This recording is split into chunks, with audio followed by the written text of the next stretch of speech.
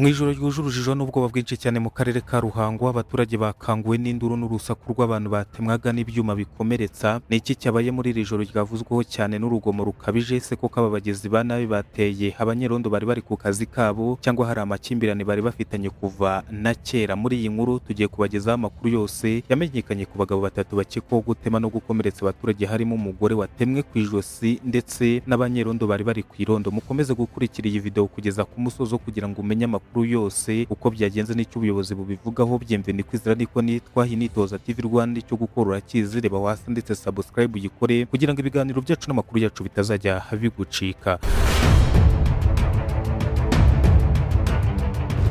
Aya makuru ari kuvugwa cyane cyane mu murenge wa Mbuye mu karere ka Ruhango, aho abagabo batatu bamaze gutabwa muri yombi bakekwaho kugira uruhare mu bikorwa byo gutema ndetse no gukomeretsa abaturage. Mu ntangiriro abaturage bamwe bavuga ko aba bagizi ba nabi bitwikiriye ijoro maze bagatera abanyerondo bari bari ku kazi kabo, bagatema abaturage batanu harimo n'ushinzwe umutekano. Umwe mu baturage yavuze ko aba bantu bahageze nko mu ma saa sita z'ijoro, abanyerondo bari ku kazi kabo maze bakabatema mu buryo bukomeye cyane. Gusa ubuyobozi bw'umurenge wa Mbuye buvuga ko ibyabaye bifite indi nkomoko itandukanye niyo bamwe mu baturage babanje gutekereza cyangwa se kuvuga. Gitifu w'umurenge wa Mbuye Bwana Muhire yasobanuye ko iki kibazo cyaturutse ku makimbirane yabereye ku kabari hagati y'umwe mu baturage na bagenzi be. Nk'uko ubuyobozi bubivuga, umwe mu bari batonganye yaje guhunga ajya kwihisha. Abari bari gutongana bagira ngo ahunze ajya iwabo, maze abo ngabo nabo bahasigaye biruka bajya aho ngaho yirukiye iwe mu rugo. Bageze iwe mu rugo aho atuye, umugore wo muri urwo rugo yafunguye umuryango azi ko akinguriye umugabo we, ariko akinguye arebye hanze asanga abantu ni uruhuri, ni abantu benshi cyane. Muri ako kanya uwo mugore yahise atemwa ku ijosi mu buryo bwateye impungenge abaturage bari bari aho. Nyuma yaho abaturage bumvise urusaku n'induru bahise batabara. Icyakora mu gihe cyo gutabara abo bakekwaho kugira urugomo bakomeje gutema, abandi baje gutabara uwo mugore bari bamaze gutema ku ijosi. Mu bakomerekejwe harimo ushinzwe umutekano ndetse n'undi muntu bari bari kumwe ku irondo.